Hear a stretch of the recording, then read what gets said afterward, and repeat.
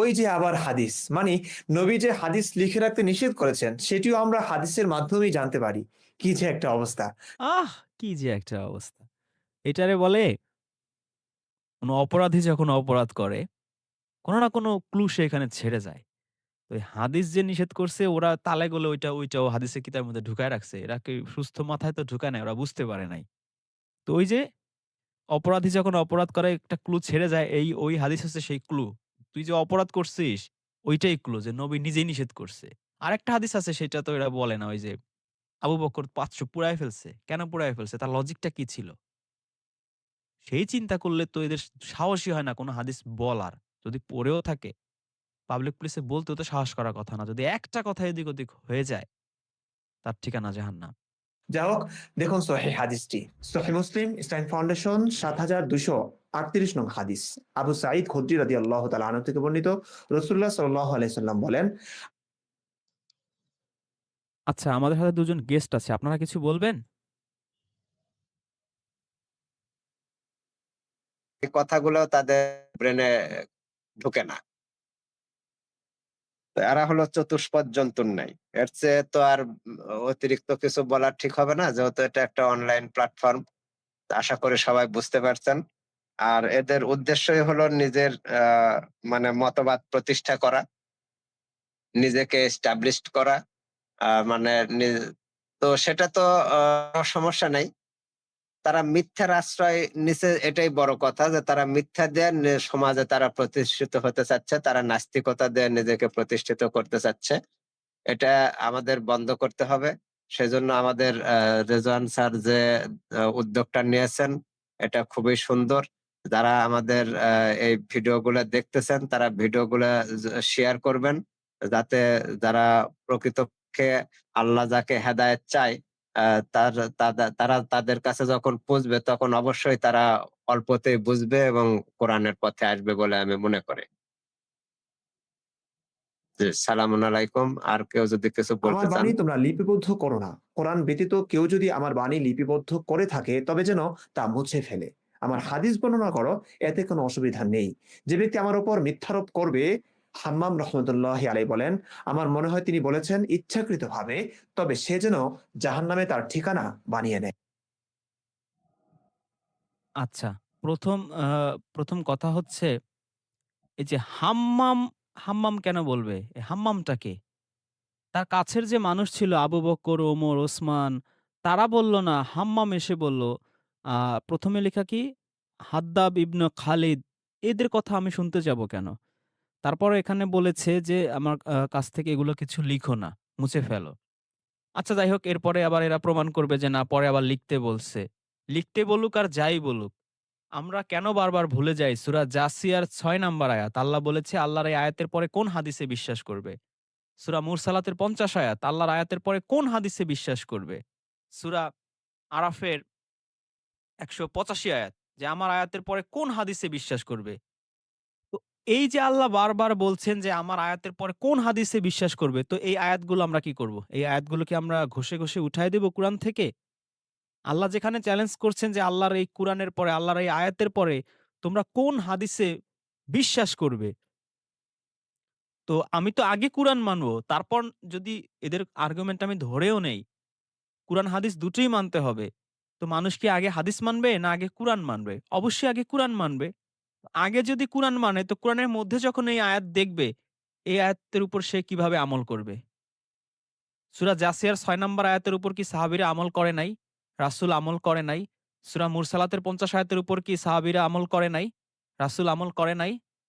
এটা কি পাগলা কথা আমি বুঝি না। কিন্তু পরবর্তীতে যখন কুরআনের বহু সংখ্যক হাফেজ তৈরি হলো, তখন প্রিয় নবী হাদিস লিপিবদ্ধ করার নির্দেশ দিলেন। তো নির্দেশ যে দিবে কাকে? কারা লিখবে এগুলা? ৩০ পারা কুরআন লিখতেই যাদের জান বের হয়ে গেছে, কোন এক যুদ্ধে নাকি কতজন ৭০ জন না কতজন হাফেজ মারা গেছে, তাদের মাথা নষ্ট। কুরআন তো মনে হয় ধ্বংস হয়ে গেল। ৩০ পারা মাত্র কুরআন আর সেইখানে ৩০ লক্ষ হাদিস। এগুলা কিভাবে সম্ভব? ৩০ লক্ষ তো কমই বলছি। বুখারীর ৬ লক্ষ, তিরমিজির ৩-৪ লক্ষ। আ তারপরে হচ্ছে আরেকটার নাম ভুলে গেলাম। ওর তো ১৩ লক্ষ না ১৪ লক্ষ সে তার ইসে কালেক্ট করা। কোটির ছাড়ায় যাবে। শিয়া, সুন্নি, ইবাদি ৩ গ্রুপের যদি হাদিস আমরা মিলাই, লিখবে কারা রে ভাই? এত লোক তুমি কোথায় পাবে? তার উপর তো সূরা জুমার ২ নাম্বার আয়াতে আমরা দেখলাম। ওখানে ওদের অর্থ অনুযায়ী হচ্ছে নিরক্ষরদের মাঝে আল্লাহ রাসূল পাঠিয়েছেন। তো সবাই তো নিরক্ষর জাতি। তো নিরক্ষর জাতিরা এত লোক পাবে কোথায়? আর শিক্ষা-দীক্ষা কি তখন এত ছিল? এত ডেভেলপমেন্ট ছিল তখন? সুনান আবু দাউদ ইসলামিক ফাউন্ডেশন ৩৬০৭ নং হাদিস। আব্দুল্লাহ ইবনে আমর রাদিয়াল্লাহু তাআলা আনহু থেকে বর্ণিত, তিনি বলেন, আমি যা কিছু রাসূলুল্লাহ সাল্লাল্লাহু আলাইহি ওয়াসাল্লামের নিকট হতে শ্রবণ করতাম তা লিখে রাখতাম। আমি ইচ্ছা করতাম যে আমি এর সবই সংরক্ষণ করি, কিন্তু কুরাইশরা আমাকে এরূপ করতে নিষেধ করে এবং বলে, তুমি যা কিছু শোনো তার সবই লিখে রাখো। অথচ রাসূলুল্লাহ সাল্লাল্লাহু আলাইহি ওয়াসাল্লাম একজন মানুষ। তিনি তো কোনো সময় রাগান্বিত অবস্থায় কথাবার্তা বলেন এবং খুশির অবস্থায়ও বলেন। একথা শুনে আমি লেখা বন্ধ করি এবং বিষয়টি রাসূলুল্লাহ সাল্লাল্লাহু আলাইহি ওয়াসাল্লামকে অবহিত করি। তখন তিনি তার আঙ্গুল দিয়ে নিজের মুখের প্রতি ইশারা করে বলেন, তুমি লিখতে থাকো, ওই জাতের কসম যার হাতে আমার জীবন, যা কিছু এ মুখ হতে বের হয় তার সবই সত্য। কালোজিরা মৃত্যু ব্যতীত সকল রোগের ঔষধ, রসুন প্রাকৃতিক অ্যান্টিবায়োটিক, আর মধু। জি প্রিয় দর্শক, নবী তার সকল মুখ নিঃসৃত কথা লিখে রাখতে বলেছেন। তার মানে নবীর যুগ থেকেই হাদিস লেখা শুরু হয়েছে। আরও একটি প্রমাণ দেখুন। সহিহ বুখারী ইসলামিক ফাউন্ডেশন ১১৪ নং হাদিস। আবু হুরায়রা রাদিয়াল্লাহু তাআলা আনহু থেকে বর্ণিত, তিনি বলেন, আচ্ছা, আগে আব্দুল্লাহ ইবনে ওমরের একটু সাইজ করি। এই আব্দুল্লাহ ইবনে ওমরটা কে? আ ধরেন আব্দুল্লাহ আ ইবনে ওমর, ওমরের ছেলে। আচ্ছা, ওমরের ছেলে যদি আব্দুল্লাহ ইবনে ওমর হয়, যদি নাও হয়, অন্য কেউ হয়, আব্দুল্লাহ ইবনে ওমরের জন্ম কবে? এটা কি আপনাদের জানা আছে? এটা আপনারা একটু গুগল করেন, আপনারা দেখবেন। তার জন্ম হচ্ছে ৬১০ সালে। তো রাসূল, আচ্ছা, আপনারা গুগল করলেই পাবেন। আমি তো মুখস্থ বললাম। আব্দুল্লাহ ইবনে ওমরের জন্ম ৬১০ সালে। রাসূল নবুয়ত পেয়েছে কবে? ৬১০ সালে। তাহলে এই ছেলে কি ৬১০ সালে যখন নবুয়ত পেয়েছে তখন লেখা শুরু করছে? পড়ালেখা শিখতে তো মিনিমাম তার ৬ বছর লাগছে। তো একটা বাচ্চা ছেলে ৬ বছর বয়স, সে রাসূলের সাথে, সাথে ঘুরছে। কাফেররা, মুশরিকরা, কুরাইশরা সবাই রাসূলকে মারার জন্য ১৩ বছর তো রাসূল মাত্র ৪০ জনকে দাওয়াত দিছে। ওই সময় নিশ্চয়ই এই ছেলে ইসলাম ধর্ম গ্রহণ করে নাই। আর করবে কিভাবে? ওর বাপ ওমর, সেই তো ইসলাম ধর্ম গ্রহণ করছে কত পরে? ধরেন মিনিমাম ১০ বছর পরে। তারপর না ছেলে। তাহলে রাসূলের নবুয়ত তো প্রায় অর্ধেক শেষ। সেই সময় তার বয়স সর্বোচ্চ ৩ থেকে ৪ বছর, ৯ থেকে ১০ বছর। ১০ বছরের বালক সে। সে লেখা শুরু করে দিছে। এরা এমনভাবে প্রেজেন্ট করতেছে রাসূলের নবুয়তের ১ম থেকে সে একেবারে পূর্ণ যুবক। মিনিমাম ২০-৩০ বছর বয়স। তারপর পুরো ২৩ বছর রাসূলের সাথে থেকে সবকিছু সে লিখছে। বিষয়টা মোটেই তো তা না। বাচ্চা ছেলে, তাকে দিয়ে বানিয়ে দিল, সে সকল হাদিস সে লিখে রাখছে। ফাজিলের ফাজিল। মা আয়েশার কথা তারা বলে। মা আয়েশার জন্ম কবে? হাদিসের মধ্যেই তারা বলে তার ৬ বছর, ৫৩ বছর বয়সে বিয়ে করছে। কিন্তু তার সংসার করেনি, করছে ৯ বছর বয়সে। তার মানে তখন রাসূলের বয়স ৫৩, এরপর আরো ৩, মানে ৫৬। তার মানে নবুয়তের ১৬ বছর শেষ। তারপরে মা আয়েশা গেছে রাসূলের বাড়িতে। ১৬ বছর গন। তো ১৬ বছরে যত আয়াত নাজিল হইছে তার ব্যাখ্যা মা আয়েশা কিভাবে লিখবে? গেল। তারপরে কি সবসময় থাকতে পেরেছে? তার সাথে নাকি তার আরো ১০-১২ জন স্ত্রী ছিল, দাসী ছিল। পালা করে দিত। মাসে ১ দিন বা ২ দিন যদি তার ভাগে পড়ত, ২ দিন রাসূলের সাথে থেকে, তাও রাত্রে বেলা। দিনে তো তিনি দাওয়াতি কাজ করতেন বা জিহাদের কাজ করতেন। আবার রাত্রে বেলা আমরা সূরা মুজাম্মিল পড়ে দেখি যে দিনের রাতের অর্ধেক রাত বা ৩ ভাগের ১ ভাগ তিনি এই করতেন। কুরআন ধীরে, ধীরে স্পষ্টভাবে পড়তেন। তো এত তো সুযোগ নাই। আর রাত্রেবেলা তো মানুষ ঘুমায়। রাত্রেবেলা তো বসে, বসে আর হাদিস শিখাবে না। ঘুম নষ্ট করে। সকালে তো তার কাজ করতে হবে। তো এদেরকে দিয়ে এই বাচ্চা ছেলে-পেলে আব্দুল্লাহ ইবনে ওমর, মা আয়েশা, তারপরে আবু হুরায়রা তো ছিলই মোটে ৩ বছর। এরা হচ্ছে সর্বোচ্চ 80-70% হাদিস এদের দিয়ে বর্ণনা করাইছে। এরা এমনভাবে প্রেজেন্ট করে যে এরা ছিল আবু বকরের মতো একেবারে বাল্য বন্ধু ছিল রাসূলের, সবসময় ছায়ার মতো ছিল এবং এই ২৩ বছরে যত কুরআনের আয়াত আসছে সবগুলোর ব্যাখ্যা সহ একেবারে সব তারা মুখস্থ করে বা লিখে, লিখে রাখছে। উনি সব লিখে রাখতো। আরে গাধা, তোর জন্ম হয়েছে তো নবুয়ত যেদিন হয় ৬১০ সালে। তুই তখন লেখা শুরু করে দিছিস মায়ের পেটে থাকতে। আব্দুল কাদের জিলানীর কিচ্ছা শোনাবে এখন। ফাজিল। সত্য। জি প্রিয় দর্শক, নবী তার সকল মুখ নিঃসৃত কথা লিখে রাখতে বলেছেন। হুম, নবী লিখে রাখতে বলছেন, তুই দেখছিস লিখে রাখতে বলছে। সকল কথা লিখে রাখতে যদি বলেও থাকে, সম্ভব নাকি একটা মানুষের পক্ষে সকল কথা লিখে রাখতে? সাংবাদিকরা ২-৩ মিনিটের কথা লেখে, তাই এরা শর্ট হ্যান্ডে লেখে। কারণ মানুষ কথা যখন বলে, অত কথা লিখতে তো মানুষের কথা স্পিড চলে যায়। চলে যায় না? একটা বক্তৃতা বা একটা ভাষণে, যে এখন পলিটিক্স চলতেছে, নির্বাচনী অবস্থা। তো তারেক জিয়া যদি ভাষণ দেয়, তো ভাষণ যদি কোনো সাংবাদিকের পক্ষে কি শর্ট হ্যান্ড ছাড়া কি পুরো ভাষণ লেখা সম্ভব? কখনো সম্ভব না।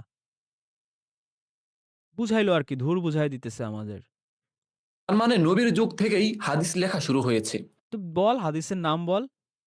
আ বুখারী শরীফ বলতেছিস, আয়েশা শরীফ বল, আবু বকর শরীফ বল, ওমর শরীফ বল, আলী শরীফ বল। কে লিখছে? যারা ঘরের লোক তারা লেখে নাই, লিখছে যে গিয়া ২,০০০ কিলোমিটার দূরের বুখারী সাহেব। ফাজলামি। আরও একটি প্রমাণ দেখুন। সহিহ বুখারী, ইসলামিক ফাউন্ডেশন, ১১৪ নং হাদিস। আবু হুরায়রা রাদিয়াল্লাহু তাআলা আনহু থেকে বর্ণিত, তিনি বলেন, নবী সাল্লাল্লাহু আলাইহি ওয়াসাল্লামের সাহাবীগণের মধ্যে আব্দুল্লাহ ইবনে আমর রাদিয়াল্লাহু তাআলা আনহু ব্যতীত আর কারো কাছে আমার চাইতে বেশি হাদিস নেই। কারণ তিনি লিখে রাখতেন আর আমি লিখতাম না। এই আবু হুরায়রা খেয়ে না খেয়ে নবীর দরবারে পড়ে থাকতেন হাদিস সংরক্ষণ করতে। আরে বাবারে! কি দরদি রে! খেয়ে না খেয়ে ৩ বছর পড়েছিল, আর ২০ বছরের হাদিস পাবে কই সে? নবীর দরবারে মানে কি? নবী কি এক মাজার শরীফ চালাইতো? নবী কি মাজার শরীফ চালাইতো? দরবারে যদি বসে থাকে, এই দিনের দাওয়াত দিবে কে? যুদ্ধ করবে কে? তোর বাপ গিয়ে যুদ্ধ করবে। বদরের যুদ্ধ তোর বাপ যায়া করবে। তায়েফে যাবে কে? মদিনায় যাবে কে? রাষ্ট্র চালাবে কে? দরবারে বসে থাকে। নবী আর আবু হুরায়রা কি মাজার খুলে বসছে নাকি ওইখানে? না পীরের দরগা? ফাজিল। সহিহ বুখারী, ইসলামিক ফাউন্ডেশন, ১১১৯ নং হাদিসটি থেকে জানা যায় এই কথা। আমার মুহাজির ভাইয়েরা বাজারে কেনাবেচায় এবং আমার আনসার ভাইয়েরা জমাজমির কাজে মশগুল থাকতো। আর আবু হুরায়রা রাদিয়াল্লাহু তাআলা আনহু খেয়ে না খেয়ে তুষ্ট থেকে রাসূলুল্লাহ সাল্লাল্লাহু আলাইহি ওয়াসাল্লামের সঙ্গে লেগে থাকতো। তাই তারা যখন উপস্থিত থাকতো না, তখন সে উপস্থিত থাকতো এবং তারা যা মুখস্থ করতো না, সে তা এই যে এটা আবু হুরায়রার একটা ভিডিও করছি, আপনারা দেখেন। কত বড় বাটপার! সে বলতেছে মুহাজির ভাইরা বাজারে কেনা-বেচা থাকতো। আর আনসারেরা জমি জমার কাজে মশগুল ছিল। তো রাসূলের সাহাবীরা তো ২ গ্রুপ মদিনায়। এক গ্রুপ হচ্ছে মুহাজির, আর এক গ্রুপ হচ্ছে আনসার। ধরেন মুহাজির হচ্ছে ৫০,০০০, আনসার হচ্ছে ৫০,০০০। ১,০০,০০০ মানুষ, অর্ধেকরে পাঠাইলো কেনা-বেচা করতে, ব্যবসা-বাণিজ্য, আর অর্ধেক জায়গা জমির কাজ করতেছে। মানে তাদের আর হাদিস লেখার কোনো দরকার নাই। তো আবু হুরায়রার খুব দরকার। তারা সবাই বিজি, তারা কোনো পাত্তা দিচ্ছে না রাসূলকে। রাসূল এত বিশাল দামি, দামি হাদিস বলতেছে, সকালে একটা, অমুক দোয়া পড়লে ৮০ বছরের গুনাহ মাফ, অমুক দোয়া পড়লে রিজিক বৃদ্ধি পাবে, অমুক দোয়া পড়লে উম অ্যা সাগরের ফেনা সমান গুনাহ মাফ হয়ে যাবে, অমুক দোয়া পড়লে ওই হবে, সেই হবে। সব আবু হুরায়রারে সব বলতেছে। আর সাহাবীরা সবাই বিজি। কারো রাসূলের প্রতি মায়া মমতা নাই, হাদিসের প্রতি কারো কোনো ইয়া নাই।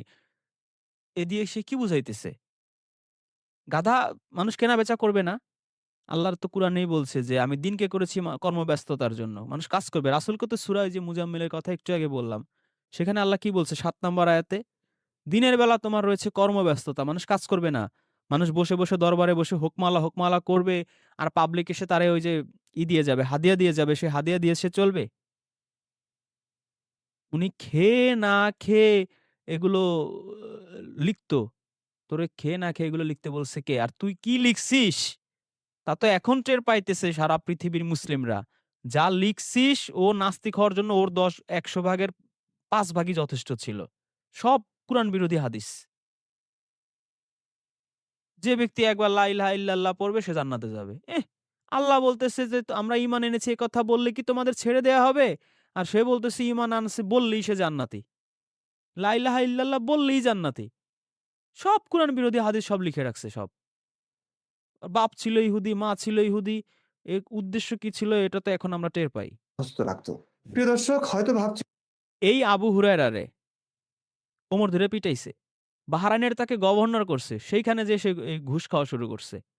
আম ওমর বলছে যে, "তুমি আসছো ছিঁড়া স্যান্ডেল পায়ে দিয়ে। আর এখন তোমার এত কোটি, কোটি টাকা কিভাবে হইছে?" পিটাইছে ধরে। এখন আপনারা বলবেন, যে না উনি ভুল বুঝেছে। উমরের মতো লোক ভুল বুঝে একজনকে পিটাবে, গেল। মা আয়েশাও তার সম্পর্কে বলছে। আবু হুরায়রার ভিডিওটা আপনারা দেখেন, ডিটেইলস আলোচনা করা আছে। এরপরে তার নামটাও তো সমস্যা। সূরা হুজুরাতে আল্লাহ বলছে যে, "তোমরা কাউনো মুসলিমের নাম বিকৃত করবা না, উপনামে ডাকবা না, ব্যঙ্গ করবা না নাম।"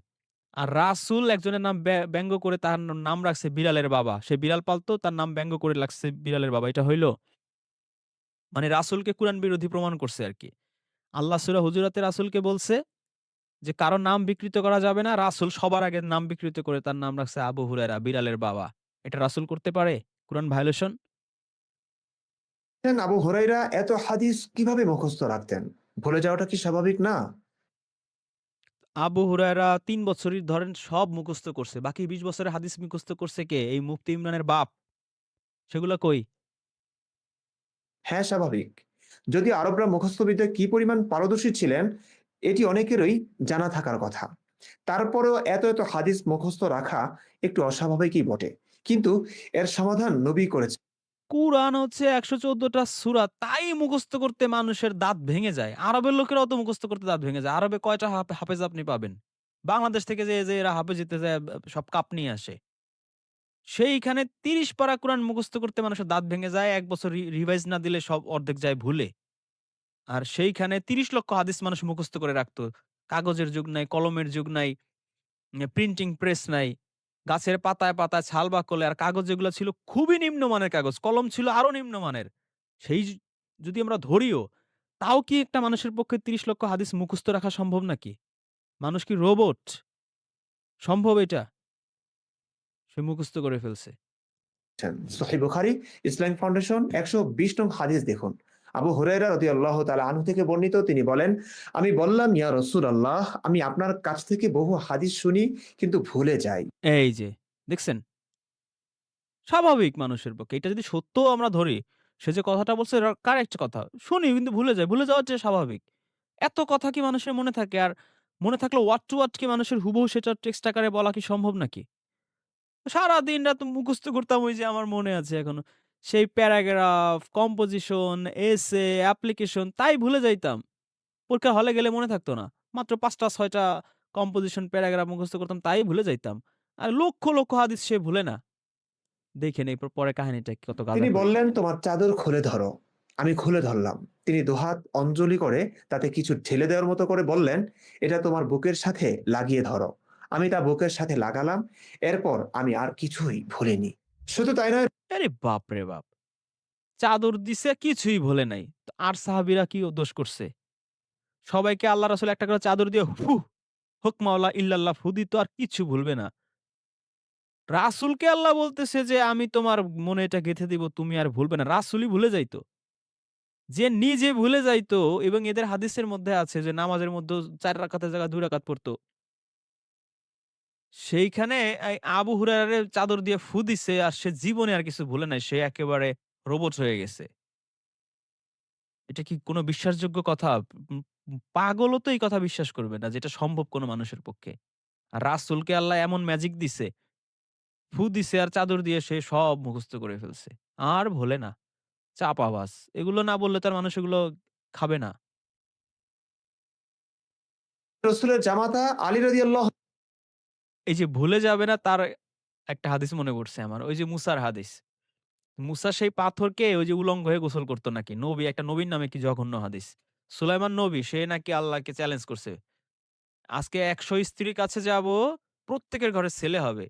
অথচ জাকারিয়া নবী সারা জীবন একটা বাচ্চার জন্য কাঁদতে তার সব বৃদ্ধ হয়ে গেছে।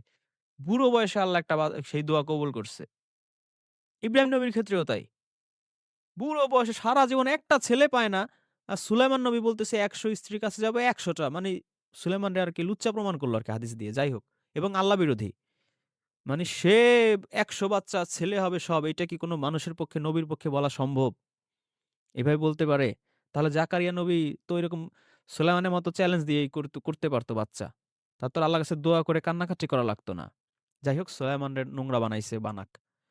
মুসাকেও তাই বানাইছে। উলঙ্গ হয়ে নাকি সে গোসল করত।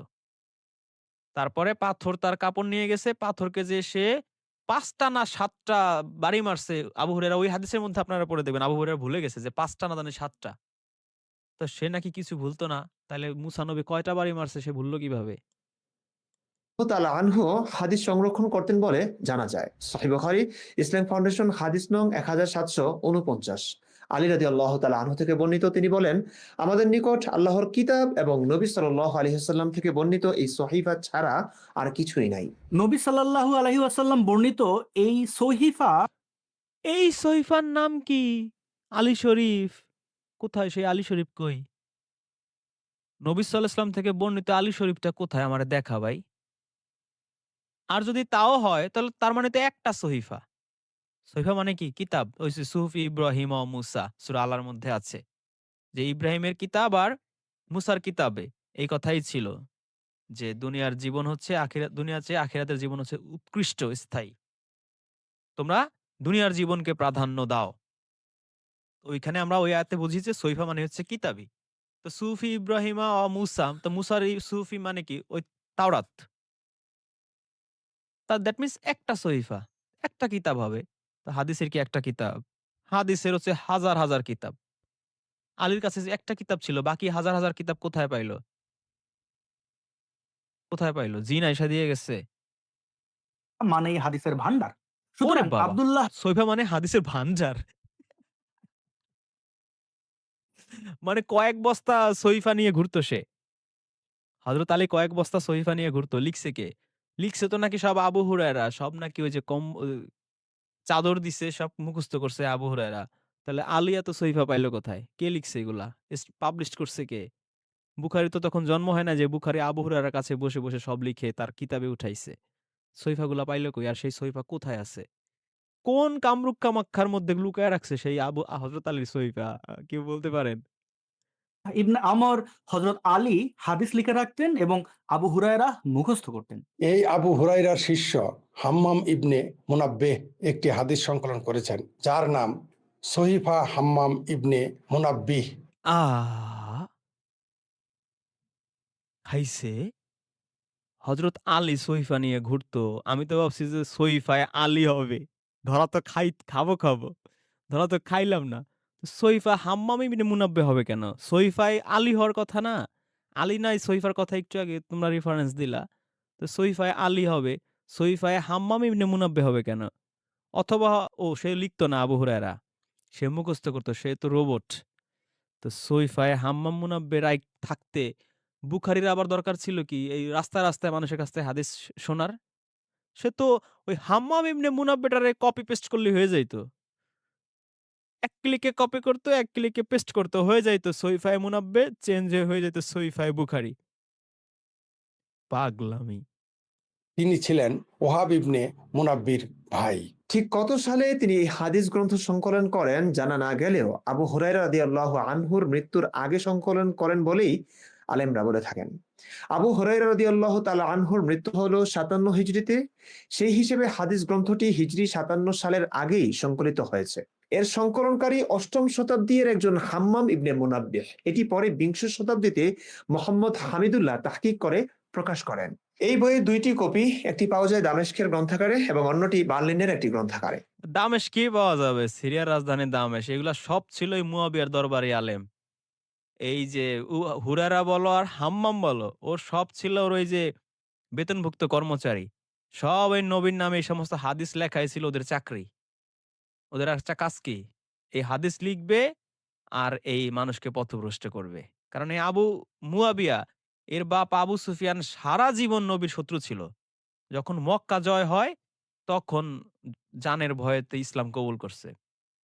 এই মুয়াবিয়ার মা হিন্দা, নবীর চাচা হামজা, হামজার কলিজা চিবায়া খাইছে। চিবায়া, একটা মানুষ মৃত মানুষের কলিজা চিবায়া খায় কখন মানুষ?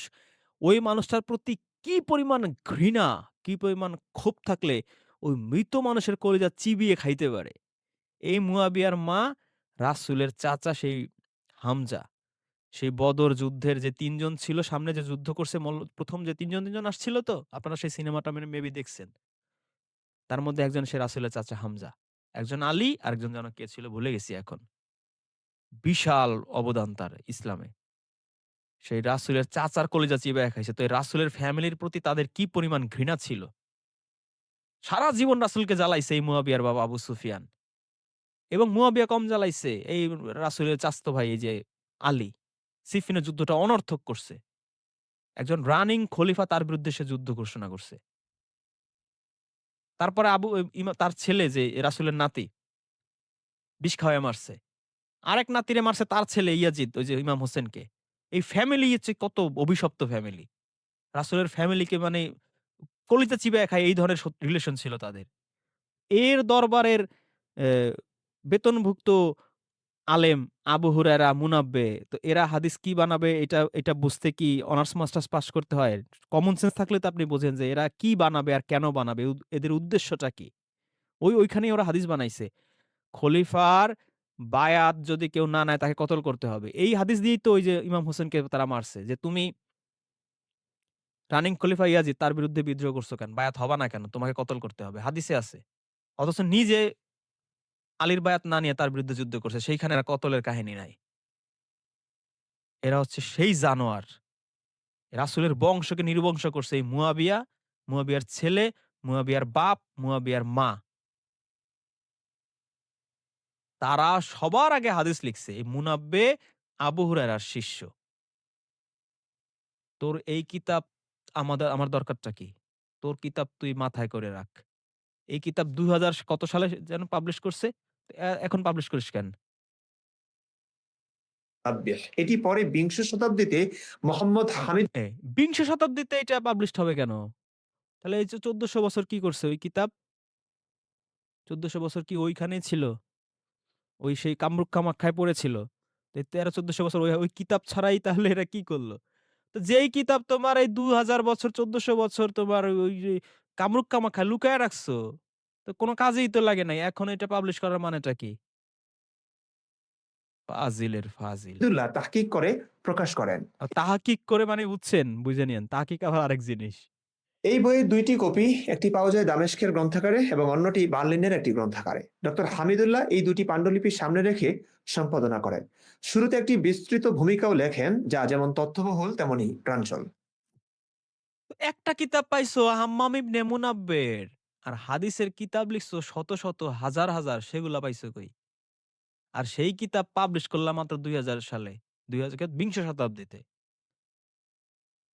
এটা দিয়ে প্রমাণ করলা লক্ষ, লক্ষ হাদিসের কিতাব সব সহি। মানুষরে গাধা পাইছো মানুষরে।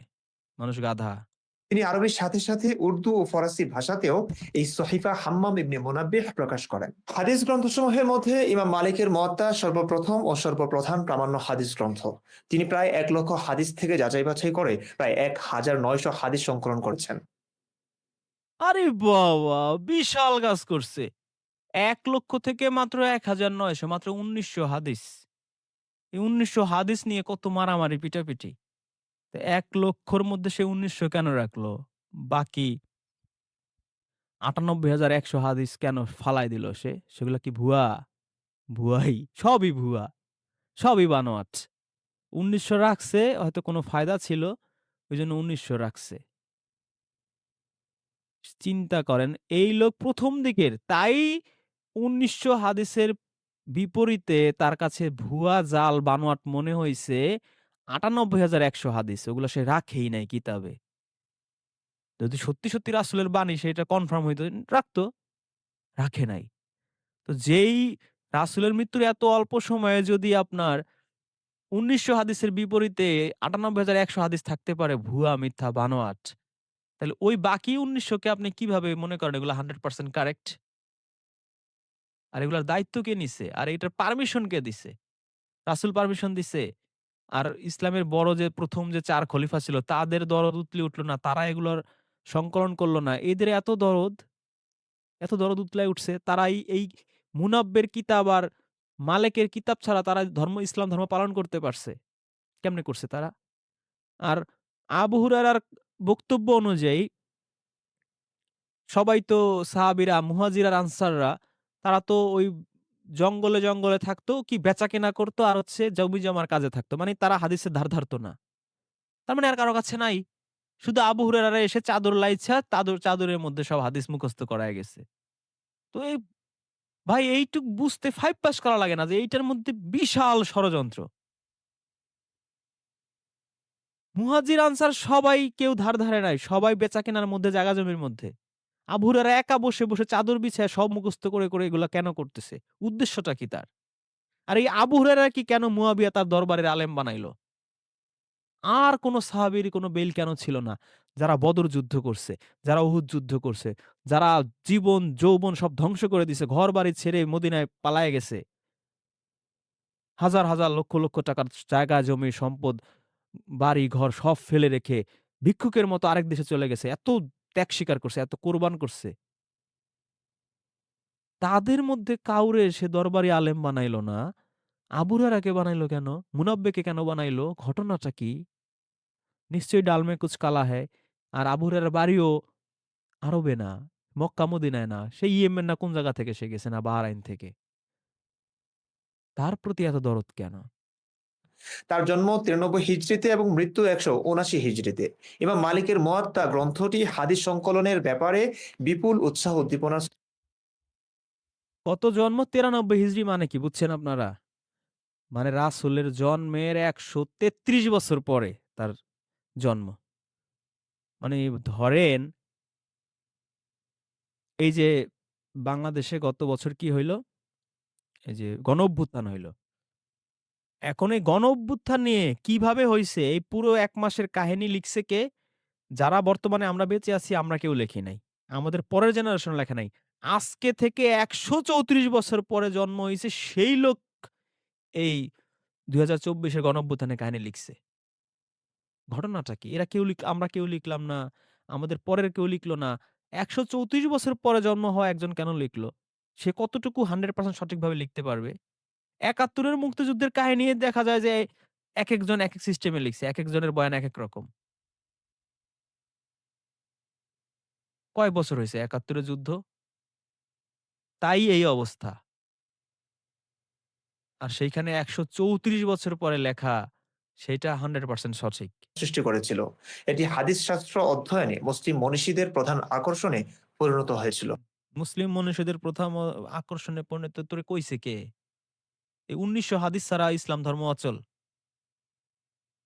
১৯০০ হাদিস ছাড়া ইসলাম ধর্ম অচল। এই মুয়াত্তা মালিক ছাড়া। তাও বেটার জন্ম হইছে ৯৩ হিজরি। ৯৩ হিজরির আগে যারা তারা লিখলো না কেন?